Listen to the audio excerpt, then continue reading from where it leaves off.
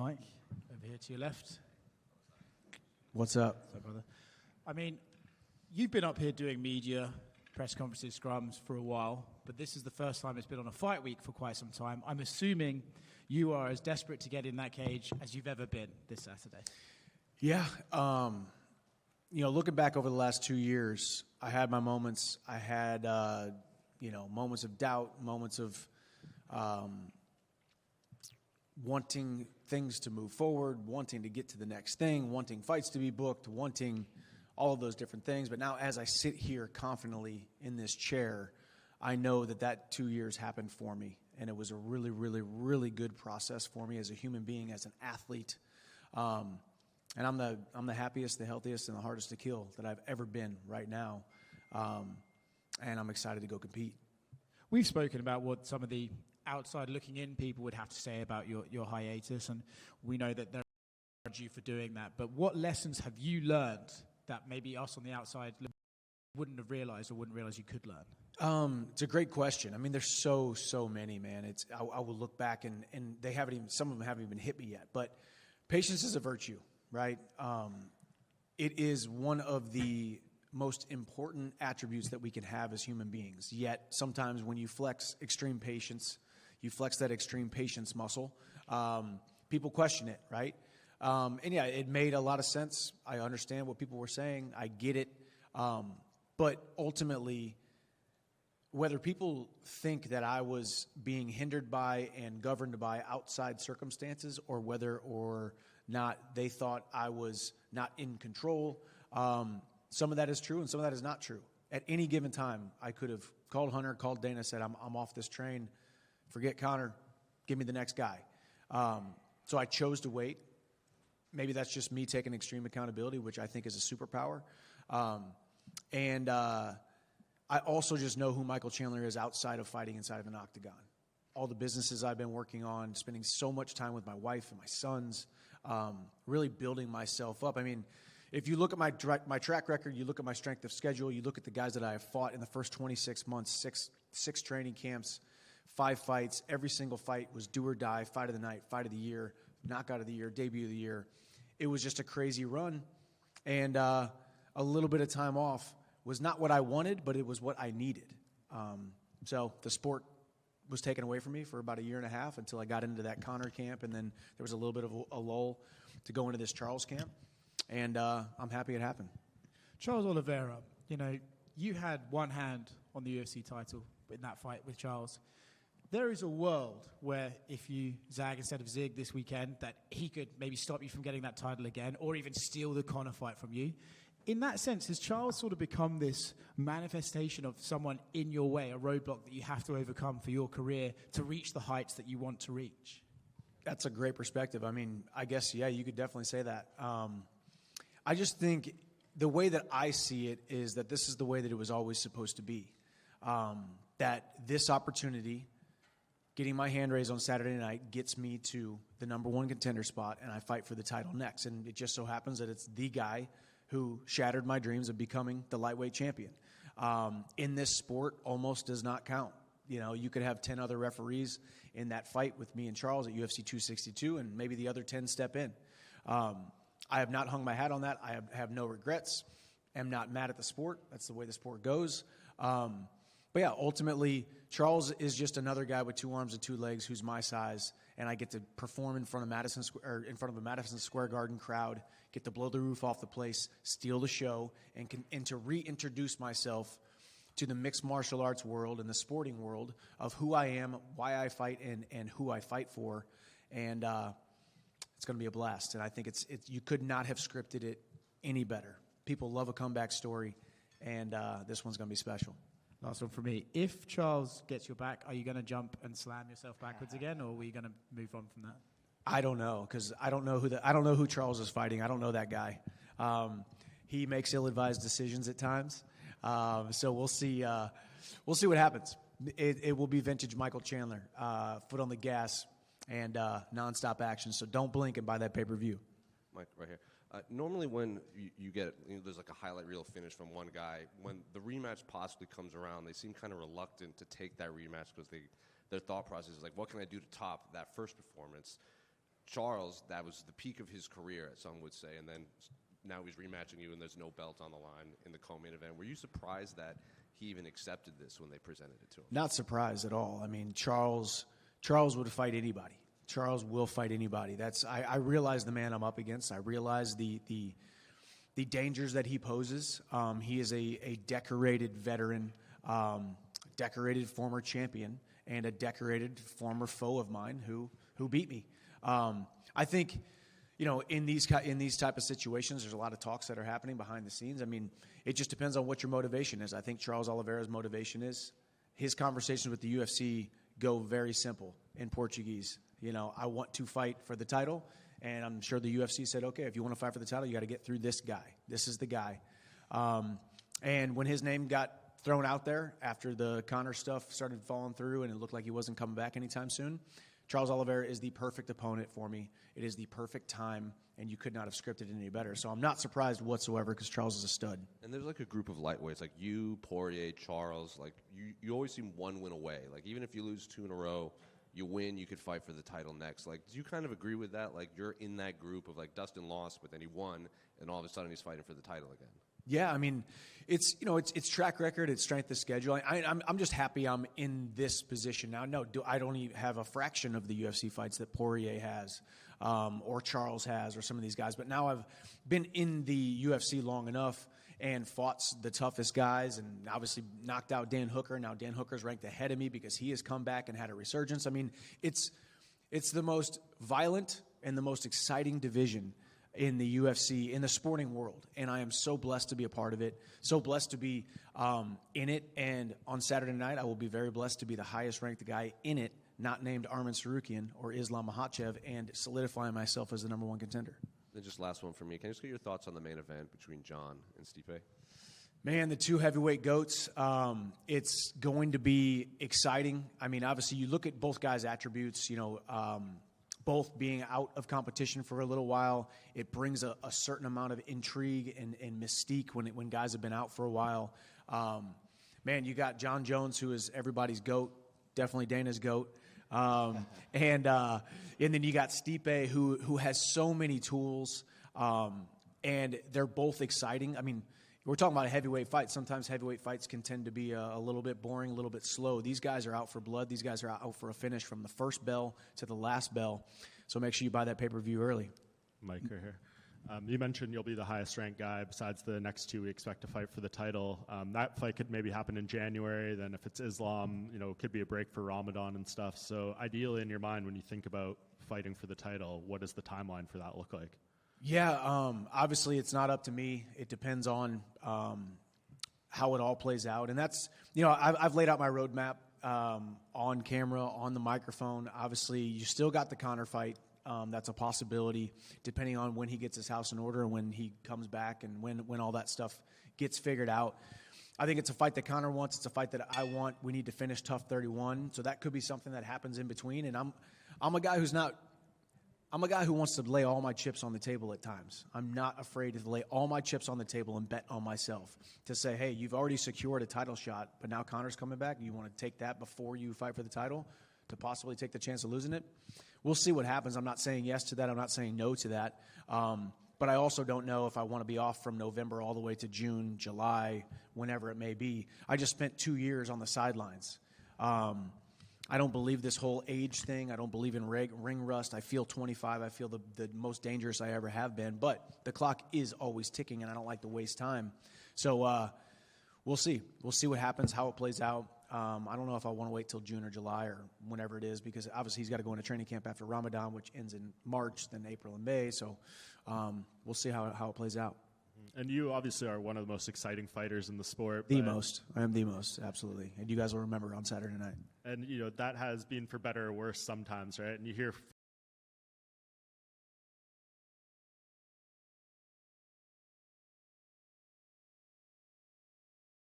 and will any of that work, if so, matter when there's 20,000 people screaming inside Madison Square Garden? Madison Square Garden does things to a man when he's locked inside of an octagon that few will ever be able to experience, and you cannot put it into words. But But that's also why I took this fight, and that's also another layer of the story. A guy who has not won a fight in Madison Square Garden. I have not won a fight in Madison Square Garden. Once again, it's another hill to climb. It's another opportunity to prove to myself that I have continued to grow. You're going to see a lot different version of me. As I've said, Chandler 1.0 was out for blood. Chandler 2.0 is out for the belt. That does not mean it's going to be any less exciting. It does not mean that I'm going to take my foot off the gas. It does not mean it's going to be any less violent, because I only know how to fight one way, and that is extremely fast-paced and extremely violent. It's just going to be a little bit more calculated, and I will separate Charles Oliveira from consciousness on Saturday night. Michael, to your right. To your right. Yes, sir. You talked about your all these things that you've done since you lay off. You've got investing in houses and all this. During this time off, you ever just say to yourself, I'm set, screw it, retire? No, I have not, man.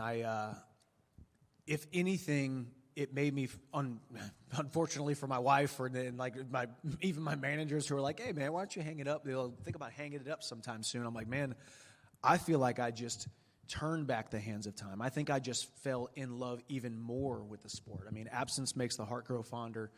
And it's exactly what I needed. I fell even more in love with the sport, even through the trials and the ups and the downs and all the stuff I had to deal with. That is, being a part of the last 2 years with the whole Conor situation.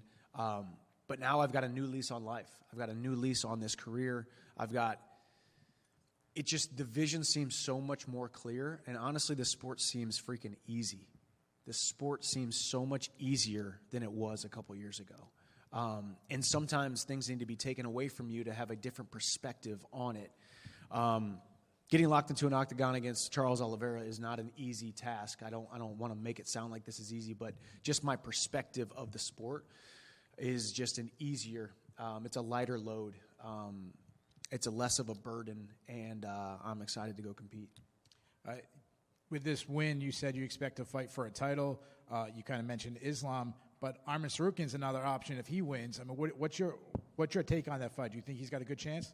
I think if you look at history and their first fight together, obviously it was a barn burner. It was pretty close in a lot of people's eyes. I don't know if I've actually watched that fight. I've just heard from people that it was close. But Arman obviously beat Oliveira last fight. Arman has been charging forward. I think right now I will be surprised if Arman pulls it off. I think Islam has continued to solidify himself as the best lightweight in the world by far with his performances. And I have no problem saying that. His hands are getting better. He just outstruck Poirier. He can outgrapple anybody. And I think he truly is doing it for more than just the punches, kicks, knees, and elbows and being the UFC champ and the glitz and glam. He's got something deeper that he's fighting for. He's fighting for an entire village, an entire portion of the country, an entire religion, and an entire legacy for himself and also Habib and Habib's father. So it's something special. It's a beautiful story. And I think Islam's going to get his hand raised. And I think it's once again, the perfect story that for me to avenge the loss against Oliveira and then fight a guy who's even more highly regarded than Charles Oliveira, and that's Islam Makhachev. You've always come off as a very genuine guy in this sport, very honest and open. Another guy similar to that is in your division, Dustin Poirier, but he doesn't like you. He's called you fake. He's called you a dirty fighter. I know you bickered back and forth on Twitter. Is that someone that you're saying, hey, if I'm not getting a title shot, let's run that one back? I mean, it was a great fight already, and now you guys got some personal beef.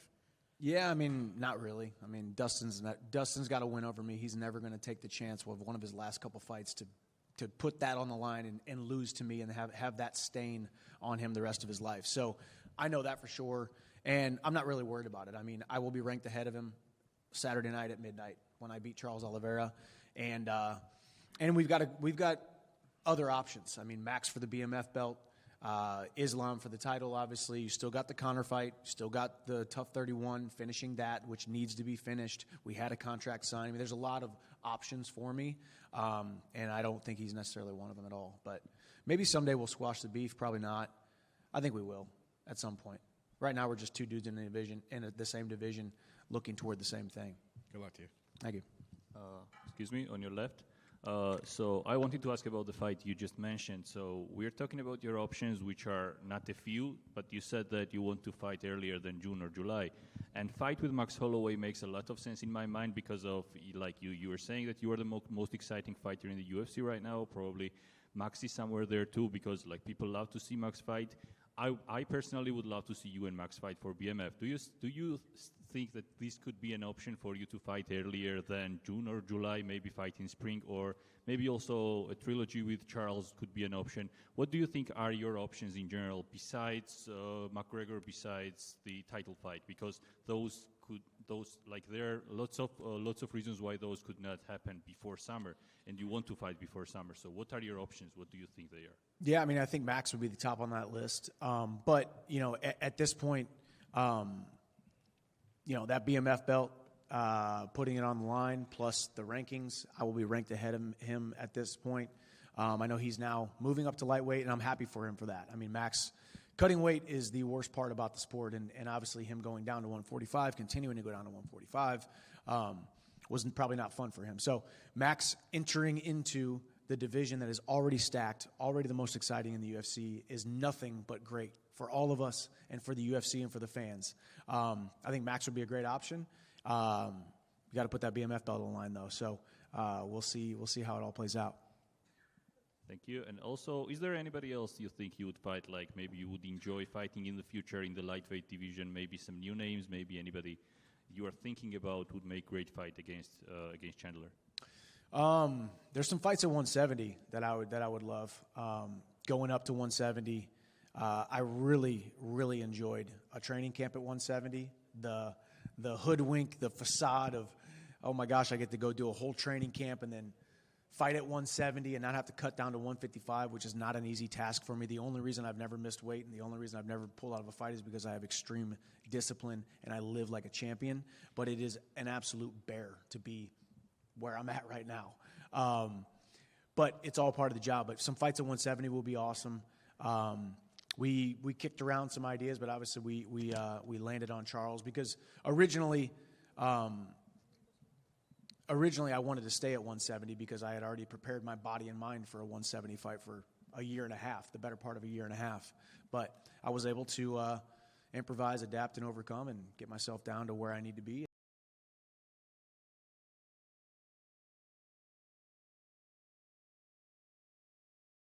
Who's the first name that you think of like fighting in 170? About the exciting fight, about the entertaining fight, and so on. Who's the right opponent for you right now? Colby comes to mind at 170. I think that'd be a fun one.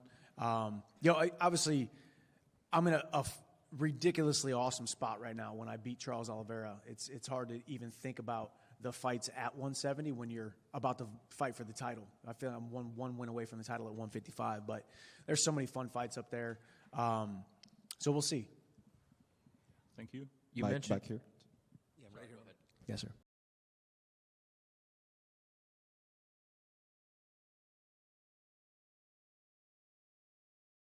In these fights, right? He doesn't come back. Like he's not going to be there. He showed against you that wasn't necessarily the case. He kind of erased that narrative as the champion. How did he kind of defy maybe some of your expectations, if he did, in that one, and how is that perception of him maybe changed during his time as champion? I love it because nobody wants to be known as a quitter. Nobody wants to be known as unreliable. Nobody wants to be known as the guy who doesn't perform under the lights. But that's who Charles Oliveira was for a while, and I think that's not a knock on him. It's okay for all of us to go through our ups and downs and our peaks and our valleys and grow as a human being.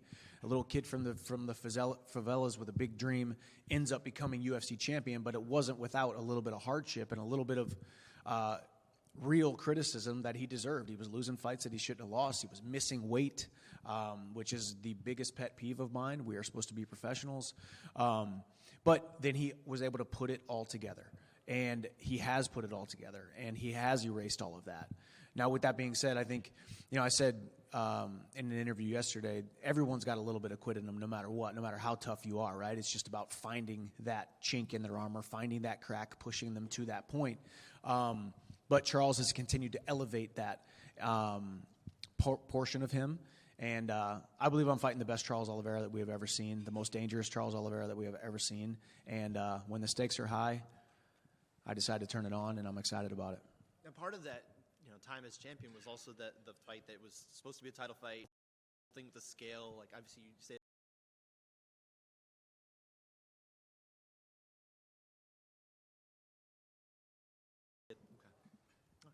Good, thank you. Hey. So over here, Mike, one question. The life of a fighter, the career of a fighter is an extremely unique job. For you, what do you see as some of the most important characteristics and traits for someone to compete and be successful in this job? You can think about the very surface level stuff, toughness and hard work and willingness to engage and all of those things. But that's all the physical part of this sport. The mental and the spiritual side is so much more important. The patience, the ability to see the future, the ability to engage in delayed gratification nonstop, knowing that no matter what I do today, it will pay off at some point, because eventually the hard work does pay off. You just have to still be standing there to receive it when it does. And that's what I tell all these young guys. It is not about being successful at 22. It's not about being in the biggest fights at 23. It's about being a guy like me who's past 35. I'm 38 years old, and you get into these positions like this. You want to have longevity in the sport, because it can be a long, long, long career for you, very fruitful, very successful. And take care of your body. Your body is your greatest asset for every single one of you guys, every single human on the planet, but especially us professional athletes. Treat your body like it is the most important asset that you have, because it is. And it's no secret that I look the way that I look. It's no secret that I perform the way that I perform. It's no secret that I have been the way that I have been, especially for this long at this age. And it's an attention hard. All you're doing is doing what you're supposed to be doing what you need to do, and not what you want to do. And that's really all it is. It's being surrounded by the best people possible, continuing to grow, and continuing to be the best version of yourself, and showing yourself grace when you lose, and patting yourself on the back when you win, and continuing to move forward. That's it. Michael Beck here to the left. Hi. Just to piggyback off the stuff that you said earlier. Earlier this week, you talked about your father being in your corner on Saturday. So what it would be like for you to get your first win at Madison Square Garden with your father right there by the cage? It's going to be special, I think. I talked about my dad's hands the other day, and this camp has been very interesting. I've had this big old cut on my pinky finger for the last 4 weeks, because it got ripped open on some gloves, and it's just in a really bad spot where it's just been cracked open the entire time. And I remember my dad's hands. It was something that I love still to this day so much about them. They're big, and they're cracked, and they're carpenter hands, and he has built this beautiful life for us and provided for his family with the hands that he had. And I know it's insignificant to so many people, but it was uniquely him. And my dad's only been in my corner one other time in the UFC thus far, and that was when I lost to Charles Oliveira, when I wanted to win that belt, and I wanted to put it on his shoulder. And now we get the opportunity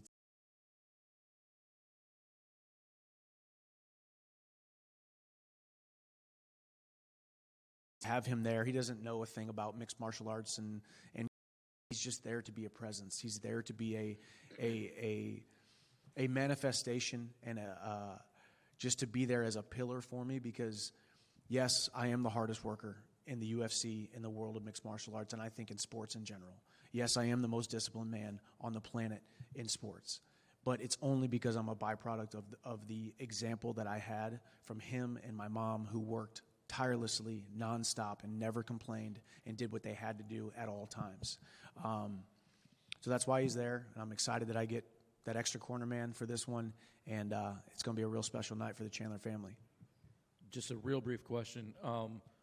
The weight cut has come up a few times. What is your normal walk-around weight? Excuse me. What is your normal walk-around weight? It's up there.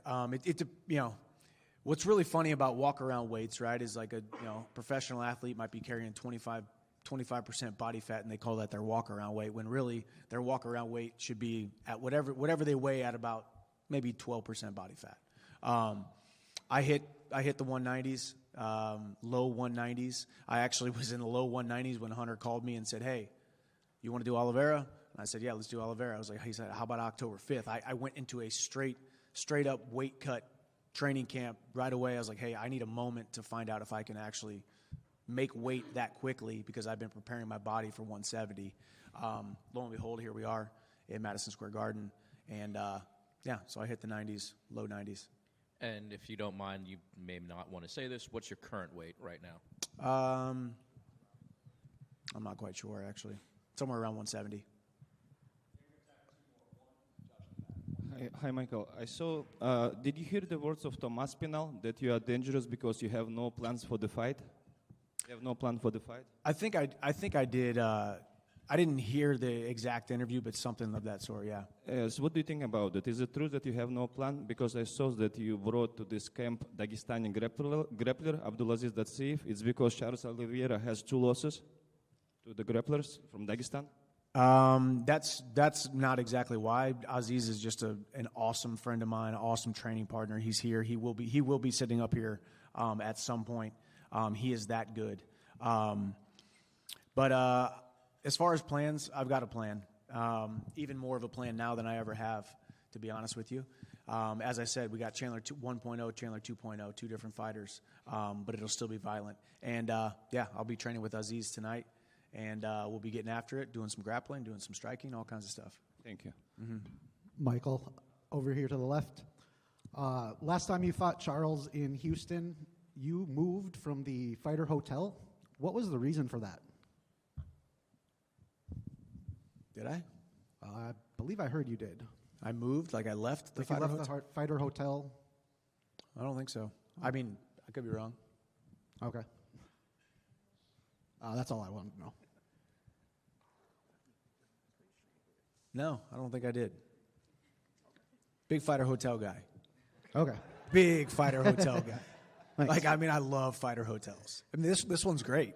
Thank you so much for this one. Will you get paid same for the fight to fight Oliveira as you paid for the corner? I'm loaded.